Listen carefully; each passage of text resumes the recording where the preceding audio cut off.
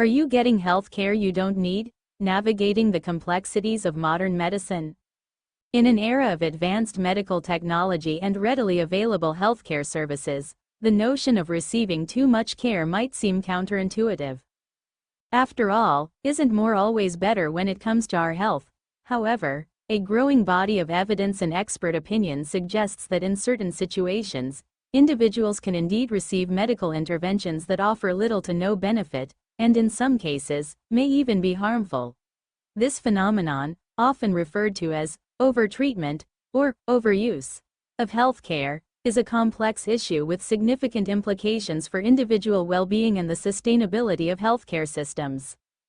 The subtle ways overtreatment can occur. Overtreatment doesn't always manifest as drastic, unnecessary surgeries.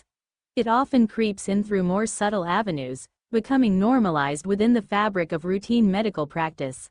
Here are some common scenarios where you might be receiving healthcare you don't truly need. Overscreening.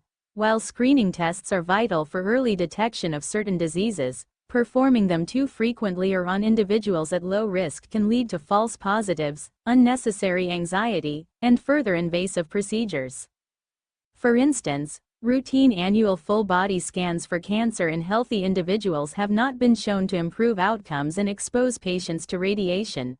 Similarly, frequent PSA testing in older men with low risk of aggressive prostate cancer can lead to unnecessary biopsies and treatments with significant side effects. Overdiagnosis. This occurs when conditions that would never cause harm or progress to become symptomatic are labeled and treated as diseases.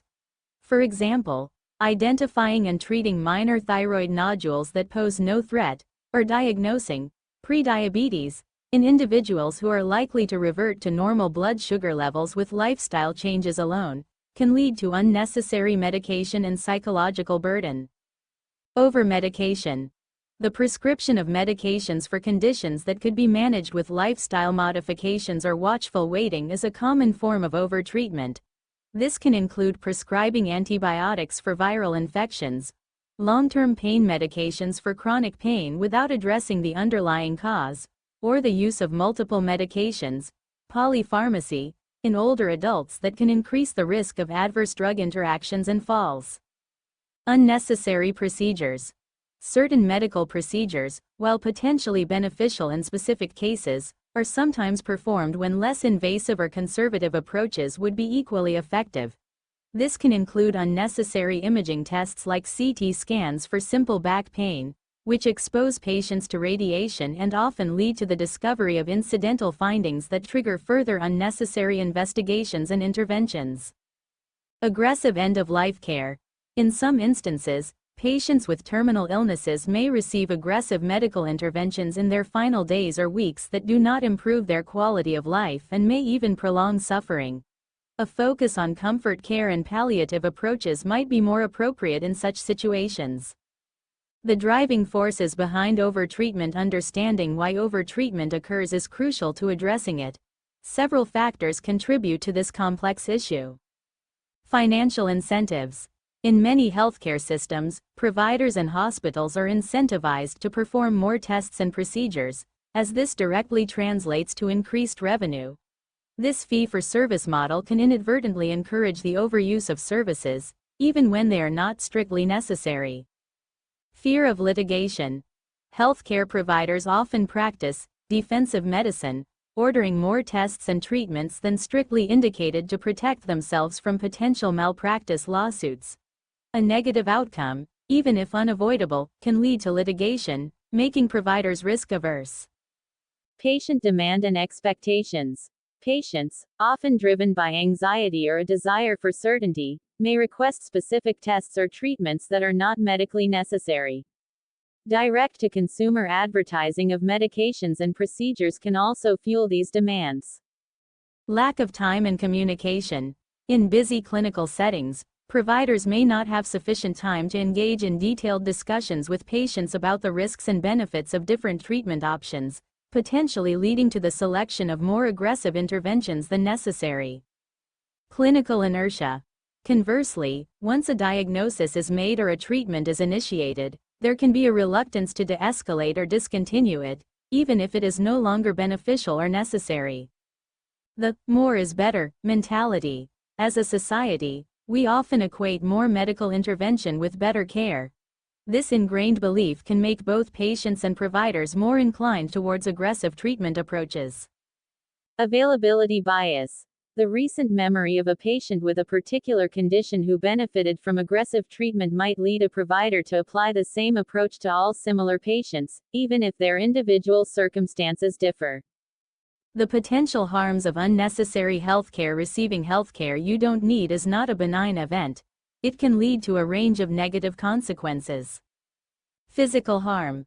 Unnecessary procedures carry inherent risks, including complications from surgery, infections, and adverse reactions to medications. Overscreening can lead to invasive follow-up tests with their own risks. Exposure to unnecessary radiation from imaging tests also poses a long-term health risk. Psychological distress.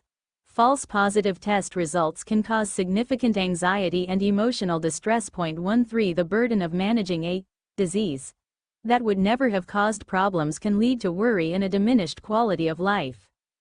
Financial burden. Unnecessary tests, procedures, and medications drive up healthcare costs for individuals and the system as a whole. Patients may face higher co-pays, deductibles, and insurance premiums. Opportunity costs. Resources spent on unnecessary care could be better allocated to providing essential healthcare services to those who truly need them. Erosion of trust. When patients feel they are receiving unnecessary or excessive care, it can erode their trust in the healthcare system and their providers. Navigating the system. Empowering yourself to make informed decisions. While the complexities of the healthcare system can feel overwhelming, there are steps you can take to become a more informed and empowered healthcare consumer and reduce your risk of receiving unnecessary care. Be an active participant. Don't be afraid to ask questions. Understand the purpose of any recommended test or treatment, its potential benefits and risks, and alternative options. Seek a second opinion. For significant diagnoses or treatment recommendations, especially those involving surgery or long-term medication, consider seeking a second opinion from another qualified healthcare professional. Do your research. Look for reliable, evidence-based information about your condition and treatment options from reputable sources like medical journals, professional organizations, and government health agencies. Discuss lifestyle modifications. Explore whether lifestyle changes, such as diet and exercise, could be effective alternatives or adjuncts to medication or more invasive treatments. Understand screening guidelines. Be aware of the recommended screening guidelines for your age, sex, and risk factors. Discuss the potential benefits and harms of screening tests with your doctor. Question: routine tests.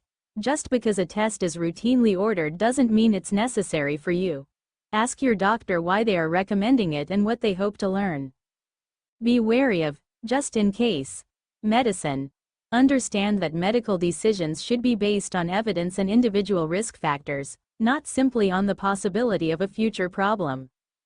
Communicate openly with your doctor. Build a trusting relationship with your healthcare provider where you feel comfortable asking questions and expressing your concerns.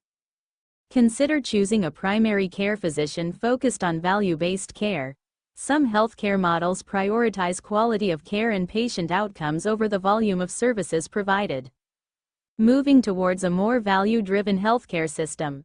Addressing the issue of overtreatment requires a multi-pronged approach that involves not only empowering patients but also reforming the healthcare system itself.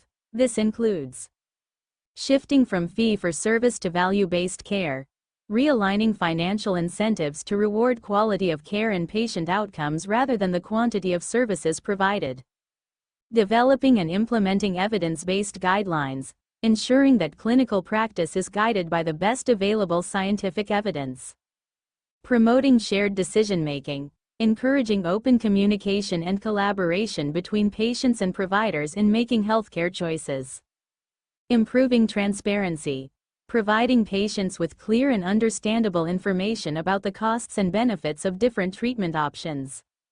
Investing in research on healthcare effectiveness and outcomes. continuously evaluating the benefits and harms of different medical interventions. In conclusion, while access to necessary healthcare is crucial for well-being, it's equally important to be aware of the potential for overtreatment.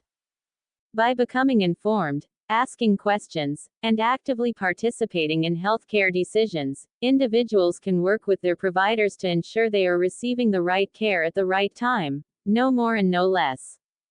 This not only protects individual health and finances but also contributes to a more sustainable and effective healthcare system for everyone.